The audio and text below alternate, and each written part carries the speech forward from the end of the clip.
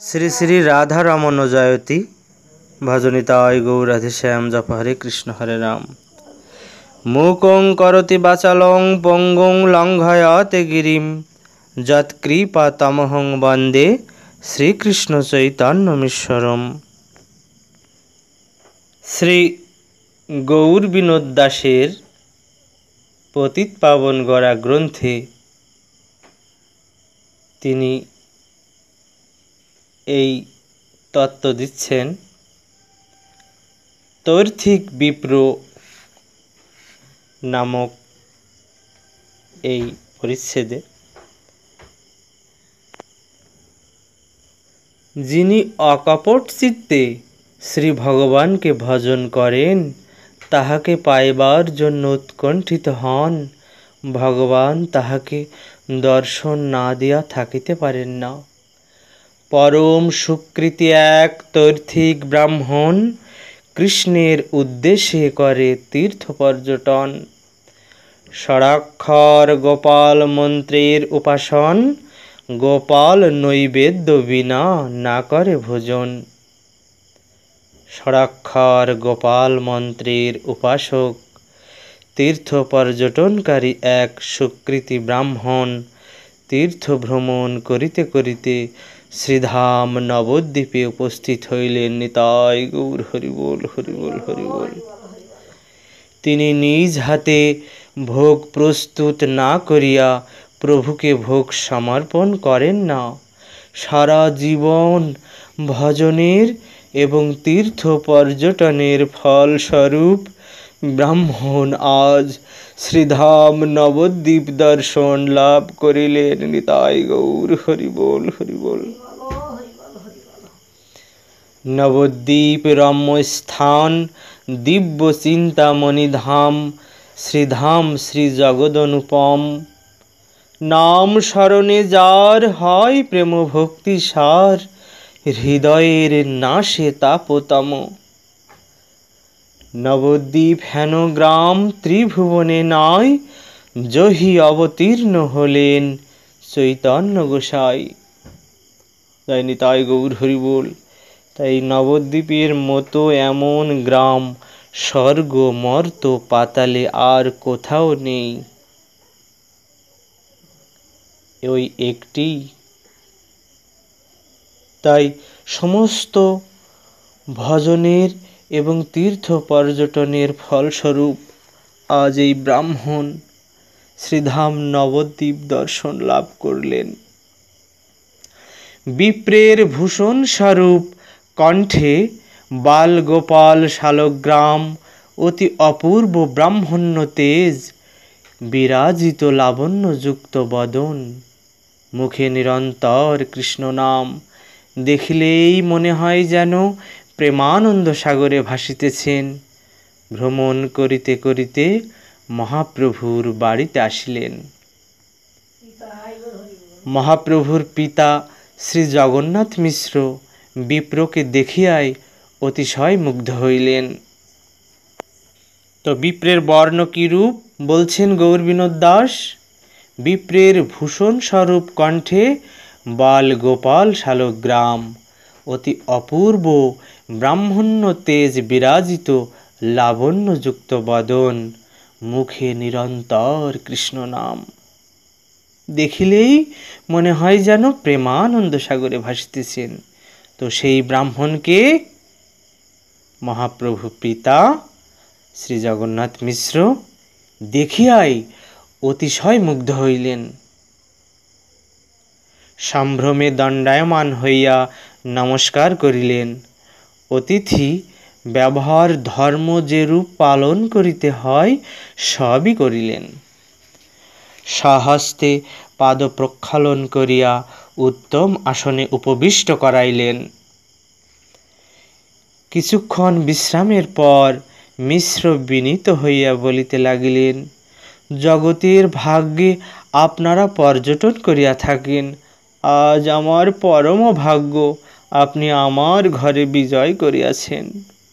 দয়া পরবশ হইয়া আজ্ঞা করিলে রন্ধনের আয়োজন করিয়া দেই। বিপ্র বলিলেন, আপনার যে ইচ্ছা। মিশ্র মহাশয় আনন্দের সহিত স্থান উপস্কার করিয়া রন্ধনের সব আনিয়া দিলেন। বিপ্রবর সন্তোষের সহিত রন্ধন করিলেন। সন্তোষে ব্রাহ্মণ বর করিয়া রন্ধন, বসিলেন কৃষ্ণেরে করিতে নিবেদন। সর্বভূত অন্তর্যামী শ্রী শশীনন্দন, মনে আছে বিপ্রেরে দিবেন দর্শন। নিতাই গৌর হরি বল। প্রভুর কিন্তু মনে আছে, আজ আমি এই তৈর্থিক বিপ্রকে দর্শন দেব। ধ্যান মাত্র করিতে লাগিল বিপ্রবর, সম্মুখে আইলা প্রভু শ্রী গৌর সুন্দর। নিতাই গৌর হরি বল, হরি বল, হরি বল। ধ্যান করিতেই ভক্তবৎসল প্রভু শ্রী গৌর হরি আমার তাহার সম্মুখে আসিলেন। জীবকুলকে কৃতার্থ করিতে, ভক্ত বাঞ্ছা পূর্ণ করিতে প্রভু যুগে যুগে সাধারণ মানুষের মতোই আসিয়া থাকেন। ধ্যান পর বিপ্রের নিকট আসিয়াছেন সাধারণ একটি নরশিশুর মতো। ন্যাংটা সর্ব অঙ্গ ধুলা মাখা, অরুণ নয়ন করচরণ অরুণাভ, কি সুন্দর! ধুলাময় সর্ব অঙ্গ মূর্তি দিগম্বর, অরুণ নয়ন করচরণ সুন্দর। হাসিয়া বিপ্রের অন্ন লইয়া শ্রী করে, এক গ্রাস খাইলেন দেখি বিপ্রবরে। হাই হাই করি ভাগ্যবন্ত বিপ্র ডাকে, অন্ন চুরি করিলে চঞ্চল বালকে। এক গ্রাস অন্ন লইয়া হাসিতে হাসিতে খাইতে লাগিলেন শ্রী গৌর হরি। খাইতে লাগিলেন বটে, খাইতে শিখেন নাই। হাত ভরিয়া ভাত লইয়া এমনই খাইতেছেন, সর্বমুখে অঙ্গে ভাত লাগিতেছে। ভক্ত দত্ত দ্রব্য খাইতে প্রভুর কি আনন্দ, কি সুন্দর হাসি মিশানো মুখ। বসিয়া দেখেন জগন্নাথ মিশ্র বর, ভাত খায় হাসে প্রভু শ্রী গৌর সুন্দর। নিতাই গৌর হরি বল। সাধু বিপ্রের ভোজন নষ্ট হইয়াছে দেখিয়া মিশ্র মর্মান্তিক দুঃখ পাইলেন। সেই সাধু বিপ্র, তার ভোজন নষ্ট করিয়াছে কে? আমার বাল শ্রী গৌর হরি। ক্রোধে মিশ্র শিশুটিকে মারিতে উদ্যত হইলেন। বিপ্র তাহা করিতে দিলেন না, বলিলেন, মিশ্র তুমি তো পরম পণ্ডিত, সবই জানো। ভগবানের যাহা ইচ্ছা তাহাই হইয়া থাকে। বিশেষত অজ্ঞান শিশুকে মারিলে তাহার কি শিক্ষা হইবে? সে তো ভালো মন্দ বুঝে না। আমার শপথ, তুমি ওহাকে মারিও না। জগন্নাথ মিশ্র দুঃখে মাথায় হাত দিয়া বসিয়া ভাবিতে লাগিলেন। একটি কথাও মুখে সরিতেছে না। বিপ্রবর বুঝাইতেছেন, মিশ্র তুমি দুঃখ করিও না, ঈশ্বরের ইচ্ছাই যাহা হবার হইয়া থাকে। ফলমূল কিছু যদি ঘরে থাকে আনিয়া দাও, তাহাই গোপালকে অর্পণ করিয়া আহার করিব। বিপ্রের কথা শ্রবণ করিয়া মিশ্র কাতর হইয়া বলিতে লাগিলেন, বিপ্রবর আমাকে যদি নিজ ভৃত্য বলিয়া গ্রহণ করিয়াছেন, যদি আমার দুঃখ অনুভব করিয়াছেন, তবে কষ্ট স্বীকার পূর্বক পুনরন্ধন করিয়া গোপালের নৈবেদ্য করুন। মিশ্রের আত্মীয় বন্ধুগণও মিশ্রের দুঃখে কাতর হইয়া বিপ্রবরকে অনুরোধ করিতে লাগিলেন, যাতে তিনি আবার রন্ধন করেন। বিপ্রবর রন্ধন করিতে রাজি হইলেন। আনন্দের সহিত সকলেই রন্ধনের আয়োজন করিয়া দিলেন। বিপ্রবর গোপালকে স্মরণ করিয়া নিরলস হইয়া রন্ধন করিতে লাগিলেন। সকলে ভাবিতে লাগিলেন, শিশু নিমাই পরম চঞ্চল, পুনঃ গোপালের নৈবেদ্য নষ্ট করিতে পারে। যতক্ষণ নির্বিঘ্নে গোপালের ভোগ এবং বিপ্রের আহার না হয়, ততক্ষণ নিমাইকে অন্যত্র রাখাই প্রয়োজন। ইহা ভাবিয়া শশীদেবী নিমাইকে কোলে করিয়া অন্য বাড়িতে চলিয়া গেলেন। নিতাই গৌর হরি বল। শশী মাতা নিমাইকে কোলে নিয়ে নবদ্বীপে প্রতিবেশীর গৃহে চলিয়া গেলেন। নিমাই নদিয়ার সকল নরনারীর প্রাণ, নিমাইয়ের কোনো অমঙ্গল হইবে বলিয়া সকলেই ভীত। নারীগণ নিমাইয়ের মনোহর বদন পানে চাহিয়া স্নেহ ভরে বলিতে লাগিলেন, তুমি প্রসিদ্ধ শুদ্ধাচারী ব্রাহ্মণের সন্তান, অজ্ঞাত কুলশীল অচেনা ব্রাহ্মণের অন্ন খাইয়া কি করিয়া জাতিকুল রাখিবে? হাসিয়া কহেন, প্রভু আমি যে গোয়াল, ব্রাহ্মণের অন্ন আমি খাই সর্বকাল। ব্রাহ্মণের অন্নে কি গোপের জাতি যায়? এত বলি হাসিয়া সবার প্রভু চাই। তাই গৌর হরি বল, হরি বল। ছলে নিজ তত্ত্ব প্রভু করেন ব্যাখ্যান, তথাপি না বুঝে কেহ হেন ইচ্ছা তান। প্রভু আজ ছলনা করে হেসে তার এই গৌর তত্ত্ব, সর্বেশ্বর তত্ত্ব প্রচার করলেন। তথাপি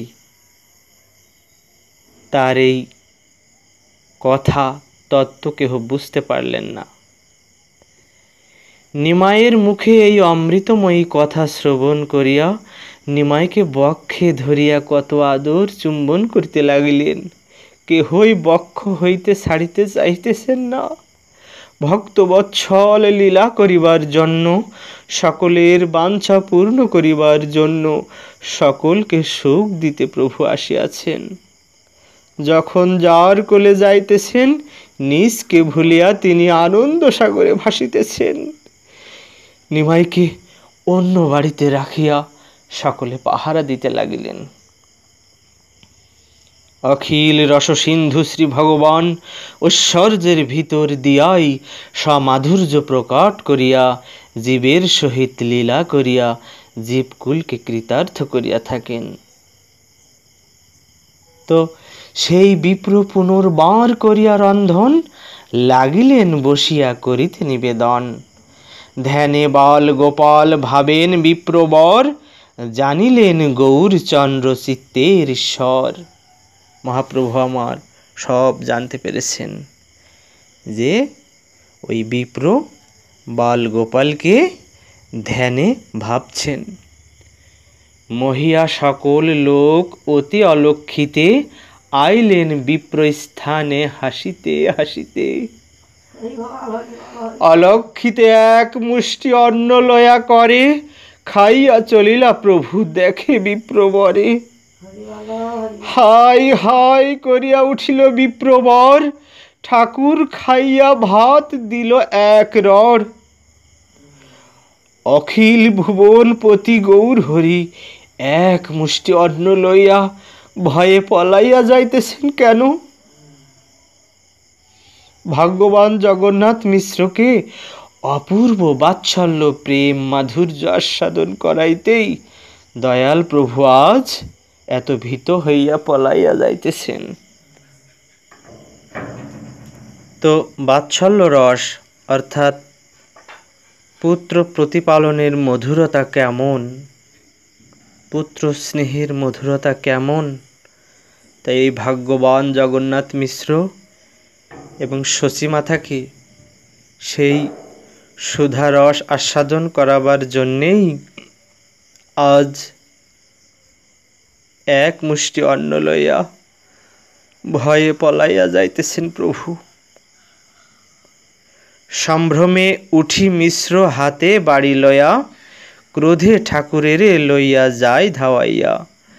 হেন মহাচোর শিশু কার ঘরে আছে, এত বলি ক্রোধে মিশ্র ধায় প্রভু পাছে।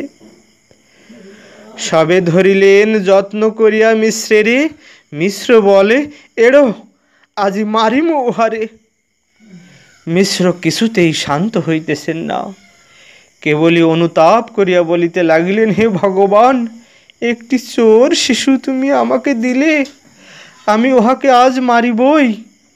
মিশ্রের ক্রোধ দেখিয়া বিপ্রবর মিশ্রের হাতে ধরিয়া মিনতি করিতে লাগিলেন, মিশ্র, এই অবোধ শিশুকে তুমি মারিও না, শান্ত হও।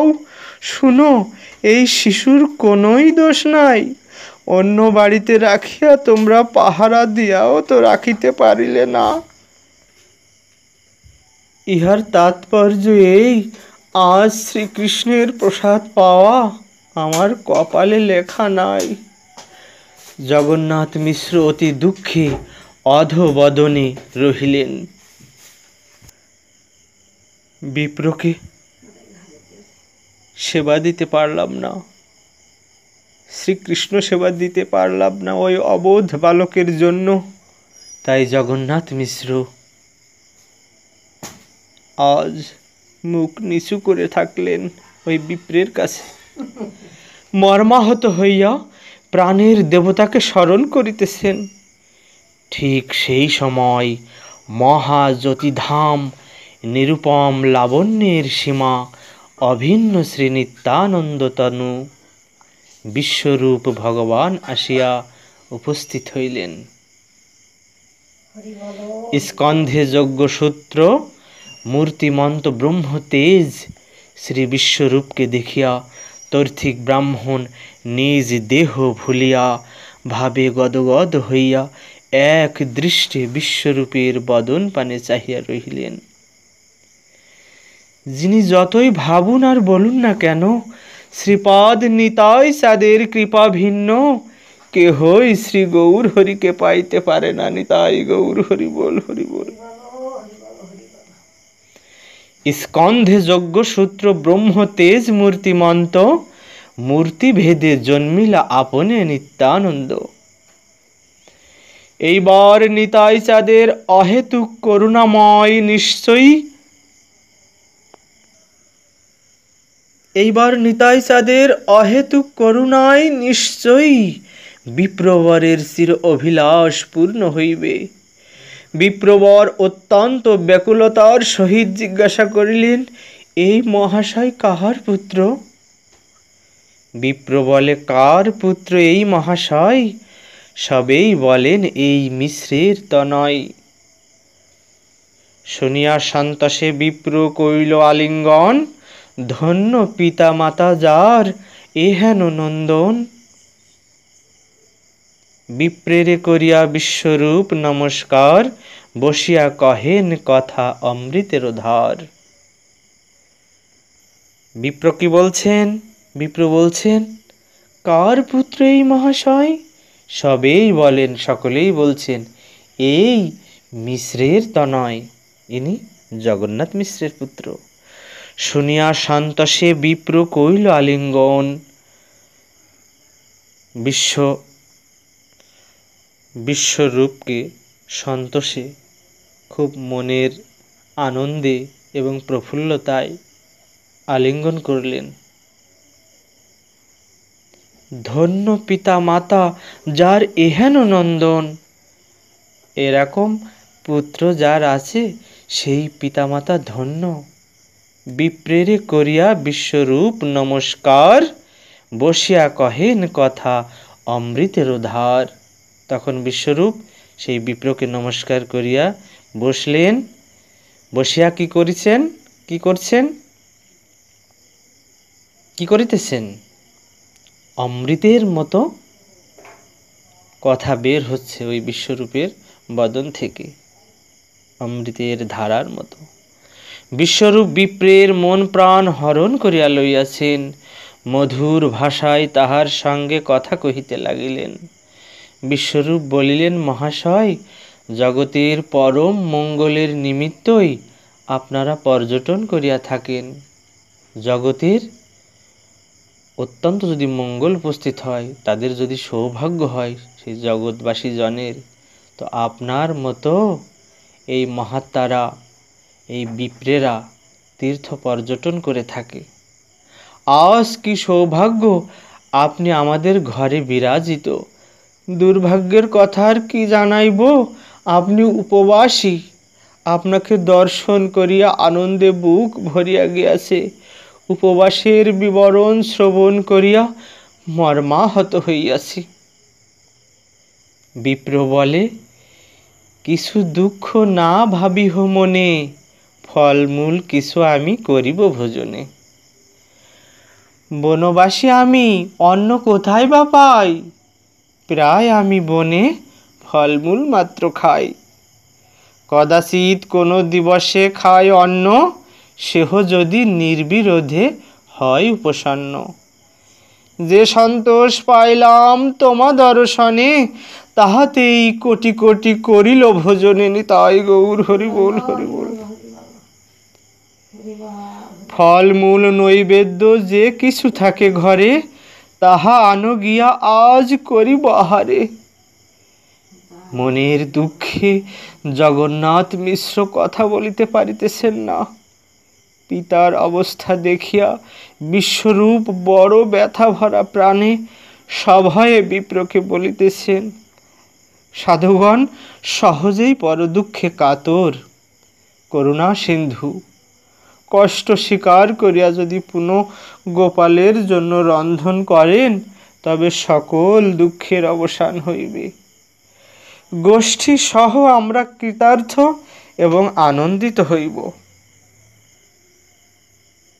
বিশ্বরূপ মনের দুঃখে বলছেন, এত বলি বিশ্বরূপ ধরিল চরণ, সাধিতে লাগিলা সবে করিতে রন্ধন। বিশ্বরূপে দেখিয়া মোহিত বিপ্র বর, করিব রন্ধন বিপ্র বলিলা উত্তর। সন্তোষে সবাই হরি বলিতে লাগিল, স্থান উপস্কার সবে করিতে লাগিল। তাই গৌর হরি বল। আস্তে ব্যস্তে স্থান উপোস করি সর্বজনে, রন্ধনের সামগ্রী আনিলা ততক্ষণে। চলিলেন বিপ্রবর করিতে রন্ধন, শিশু আবরিয়া রহিলেন সর্বজন। তাই বিপ্রবর রান্না করতে গেলেন, আর ওই শিশু অর্থাৎ নিমাইকে ঢেকে রাখার জন্য, তাকে বাধা দেওয়ার জন্য, আটকে রাখার জন্য, আবরণ করে রাখার জন্য সবাই ব্যস্ত হয়ে গেলেন।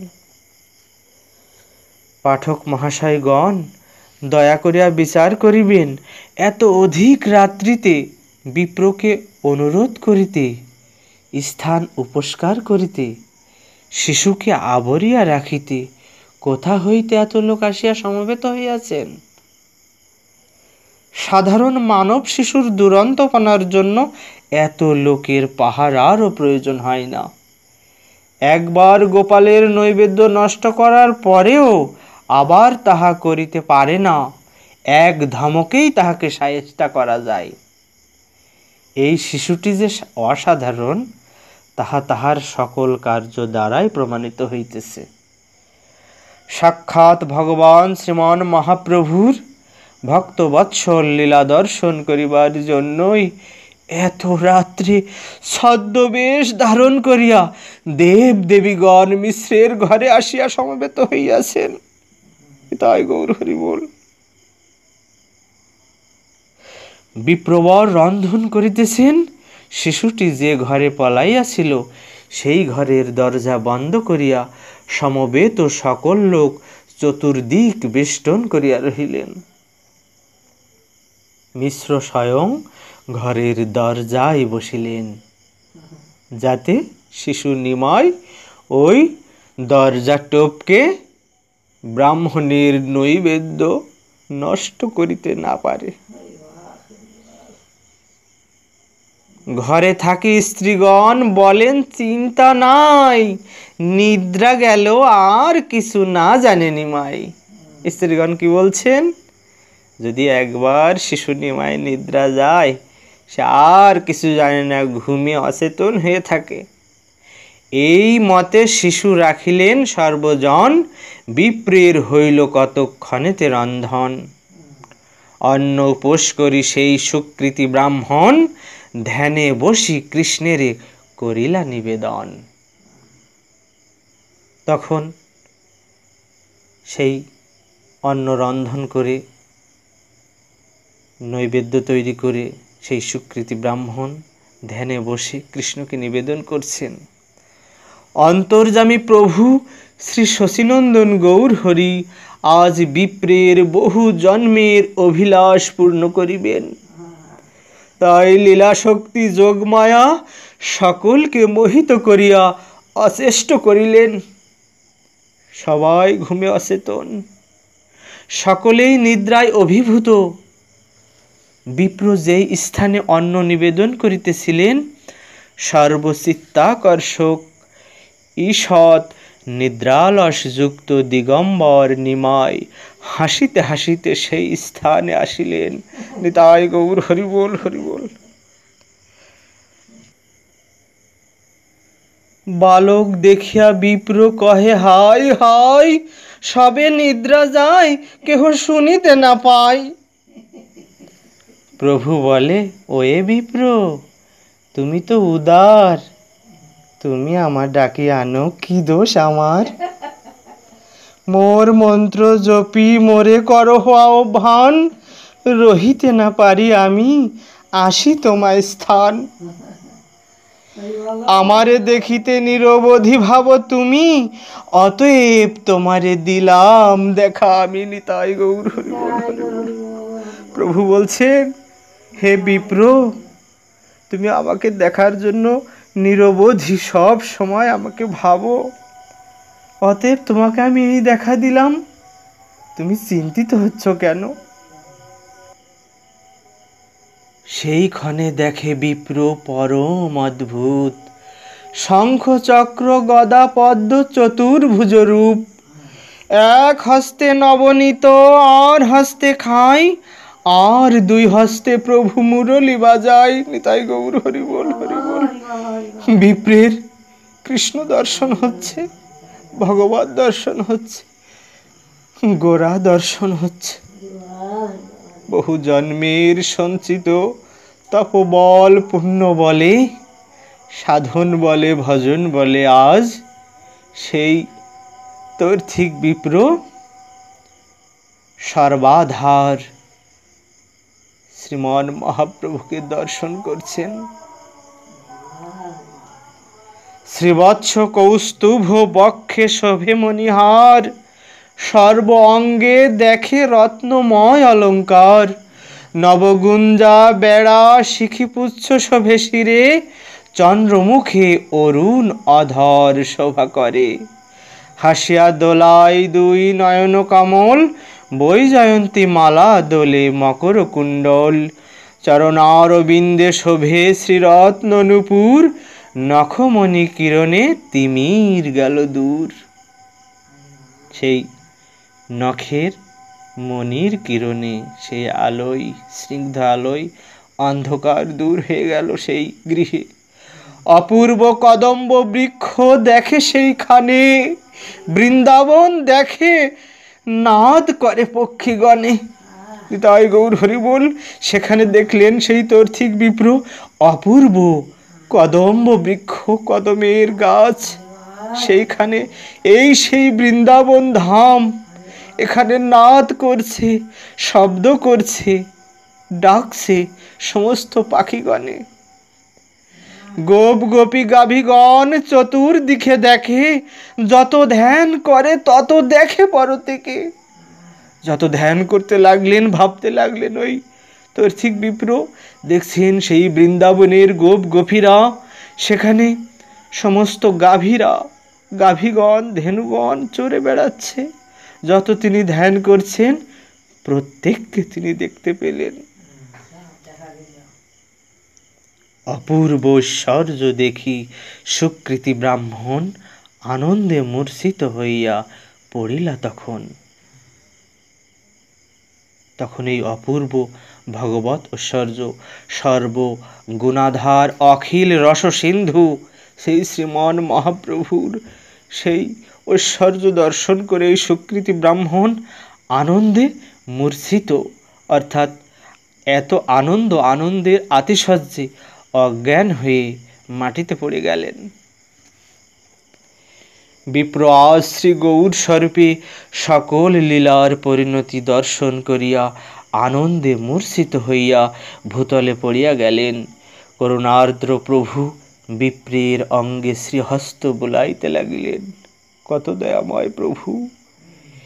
সেই ভক্তের জ্ঞান ফেরানোর জন্য, সম্বিত ফেরানোর জন্য প্রভু আমার সেই শ্রীহস্ত বিপ্রের গায়ে বুলাতে লাগলেন। কত আদরে বিপ্রকে চেতন করাইতেছেন যে ওঠো বিপ্র, ওঠো, কি হয়েছে তোমার? প্রাণ জুড়ানো শ্রীহস্তের পরশ পাইয়া বিপ্রের চেতনা আসিল। তাই গৌর হরি বল, তিনি আবার সম্বিত ফিরে পেলেন। শ্রীমুখপানে চাহিলেন, চাহিতেই পুনঃমূর্ছিত হইলেন। সমগ্র বিশ্বের, সমগ্র ব্রহ্মাণ্ডের প্রতিপালক তিনি যদি কোনো ভক্তের সম্মুখে আসেন, তার একমাত্র আরাধ্য সেই ভগবান, সেই ভগবানের দর্শনে তার এত আনন্দ হয়, এত আনন্দ হয়, সে তার হিতাহিত ভুলে যায়। তাই চেতনা আসার পরও আবার গোরামুখের দিকে তাকিয়ে সেই আনন্দের আতিশয্যে আবার অজ্ঞান হয়ে গেলেন। আবার জ্ঞান পেলেন, আবার চাহিতে চেষ্টা করিলেন, কিন্তু আনন্দের এত আতিশয্যতা যে জড়প্রায় হইয়া গেলেন। শরীর আর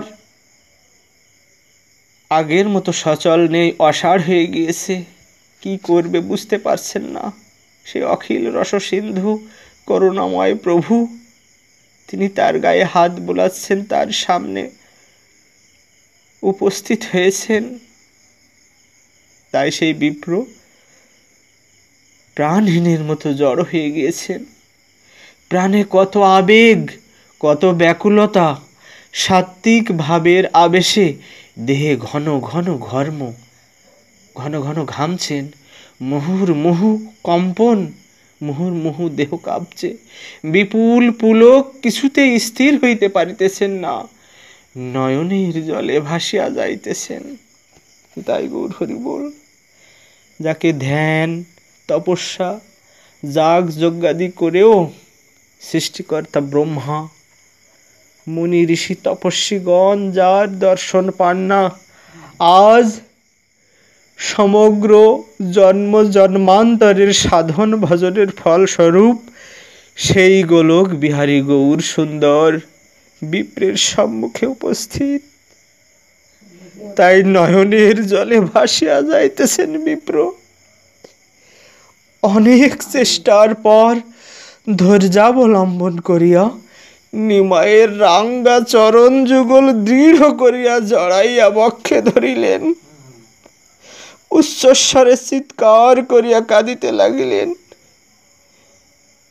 বিপ্রের আরতি দেখিয়া প্রেমময় প্রভুর প্রাণ গলিয়া গেল।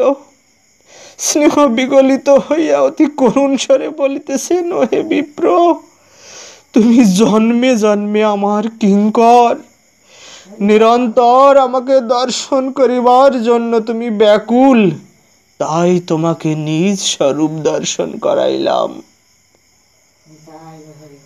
পূর্বাবতারেও নন্দগৃহে তোমাকে এই রূপে দর্শন দিয়া কৌতুকে তোমার অন্ন খাইয়াছিলাম। তুমি কাহারও নিকট এই সকল কথা প্রকাশ করিও না। ব্রহ্মাদি দেবতাগণ যে প্রেম ভক্তি পাইবার জন্য অভিলাষ করেন, অবিচারে আপামরকে দান করিবার জন্য এবং ঘরে ঘরে সংকীর্তন প্রচার করিবার জন্য শ্রী অদ্বৈতের কাতর ক্রন্দনে আমি অবতীর্ণ হইয়াছি। সেই অদ্বৈত প্রভু শান্তিপুরনাথ সে অদ্বৈতের কাতর ক্রন্দনে আমি অবতীর্ণ হইয়াছি। করুণাময় প্রভু বিপ্রকে সব বিষয় অবগত করাইয়া ঘরে গিয়া পূর্ববৎ শুইয়া রহিলেন। তো এই ৭১ চৌযুগের ২৮তম কলিযুগ এত মহিমাপূর্ণ, এত করুণা, প্রভুর করুণা জড়ানো এই যুগ যে স্বয়ং গোলকবিহারী প্রত্যেক ৭১ চৌযুগের ২৮তম যুগে অবতীর্ণ হন। আর এই যুগে যারা জন্মগ্রহণ করেন প্রভুর পাশাপাশি সেই সময়ে সমসাময়িক যারা অবতীর্ণ হন সবাইকেই বুঝতে হবে তারা অনেক মহিমাপূর্ণ ব্যক্তিত্ব, অনেক পুণ্যাত্মা প্রভুর সঙ্গে আসেন। আর সেই সময় প্রভু যতক্ষণ লীলা করবেন, যেমন দাপরের ২৮তম দাপরে শ্রীকৃষ্ণ লীলা ২৮তম দাপরেও হয় এবং ২৮তম কলিতেও পূর্ণতম ভগবৎ সত্তা এই ধরাধামে আসেন। তাই তখন যারা যারা এই জগতে প্রভুর জীবিতকালে মানে প্রকটকালে যারা এই ধরাধামে অবস্থান করেন প্রত্যেককেই প্রভু ভগবৎ ধামে পৌঁছে দেন। এমন মহিমান্বিত, এমন সুন্দর তত্ত্ব শ্রীমদ্ ভাগবত, চৈতন্য চরিতামৃত এবং বহু গ্রন্থে বর্ণিত হয়েছেন যে প্রভু যতক্ষণ অবস্থান করবেন, প্রকট থাকবেন এই ধরাধামে এই ২৮তম দাপর যুগে এবং ২৮তম কলিযুগে, ততক্ষণ সমস্ত জীব জগৎ প্রাণী যা কিছুই থাকুক না কেন সেই সময় তাদের সবাইকেই প্রভু ভগবৎ ধামে নিয়ে যান। তাই গৌর হরি বল। সেই মহিমাময় ২৮তম কলিযুগে আমাদের জন্ম হয়েছে। যদিও প্রভুর প্রকটের ৫৩৬ বছর পরও যদি হয় তবু তো সেই কলিযুগই ২৮তম কলিযুগ। এখানে খুব ভাগ্য না হলে এই কলিযুগে কারো জন্ম হয় না। ৭১ চৌযুগের ২৮তম কলিযুগ জানি। তাই গৌর হরি বল। তাই করুণাময় প্রভু বিপ্রকে সব বিষয় অবগত করাইয়া ঘরে গিয়া পূর্ববৎ শুইয়া রহিলেন। আবার আগের মতো শুয়ে থাকলেন। পূর্ববৎ শুইয়া থাকিলা শিশু ভাবে, যোগ নিদ্রা প্রভাবে কেহ নাহি জাগে। তো প্রভু যোগ মায়াকে তার ভগিনীর স্থান দিয়েছেন। তাই যখনই কৃষ্ণলীলা বা গৌরলীলায় সব জায়গায় সেই যোগমায়ার প্রভাব প্রভু দেখাচ্ছেন যে ভগবতের মায়া, ভগবানের মায়া এবং লীলা প্রবাহ এগুলো সুসম্পন্ন করার জন্য যোগমায়ার সহায়তার প্রয়োজন। তাই যোগমায়াকে প্রভুর ভগিনীর স্থান দিয়েছেন প্রভু, যে তুমি আমার বোন, তুমি আমার লীলায় সহায়ক হও আর আমার লীলা পূর্ণ করার জন্য তোমার মায়া প্রদর্শন করো। তো অপূর্ব প্রকাশ দেখি সেই বিপ্রবর, আনন্দে পূর্ণিত হইল সর্বকলেবর। সর্ব অঙ্গে সেই অন্ন করিয়া লেপন, কাঁদিতে কাঁদিতে বিপ্র করেন ভোজন। নিতাই গৌর হরি বল। সর্ব অঙ্গে সেই অন্ন আজ প্রেমময় প্রভুর হস্তের স্পর্শ সেই অন্নে লেগেছে, মুখের স্পর্শ, বদনের স্পর্শ, সেই পীযূষেরও পীযূষ ধারা, অমৃতেরও অমৃত ধারা আজ এই অন্ন হয়ে গিয়েছে। ভগবত স্পর্শ ওই অন্নে লেগে আছে। তা সেই বিপ্র কি করলেন? অপূর্ব প্রকাশ দেখি সেই বিপ্রবর, আনন্দে পূর্ণিত হইল সর্বকলেবর। সর্ব অঙ্গে সেই অন্ন করিয়া লেপন, কাঁদিতে কাঁদিতে বিপ্র করেন ভোজন। কি করবেন কিছু বুঝতে পারছেন না। হাত দিচ্ছেন, সে অন্ন খাচ্ছেন, গায়ে মাখছেন, সারা গায়ে লেপে দিচ্ছেন, যেমন ঘর লেপে ওই রকমভাবে লেপে দিচ্ছেন সেই অন্ন। প্রভুর হিতাহিত জ্ঞান ভুলে গেছেন সেই তর্থিক বিপ্র। বিপ্রের হুঙ্কারে সবে পাইল চেতন, আপনা সম্বরই বিপ্র কইল আচমন। সবাই চেতনা ফিরে পেলেন ওই বিপ্রের হুঙ্কারে। তখন সেই তৈর্থিক বিপ্র আচমন করলেন, বদন ধৌত করলেন, হস্ত ধৌত করলেন, নির্বিঘ্নে ভোজন করেন বিপ্রবর, দেখি সবে সন্তোষ হইল বহুতর।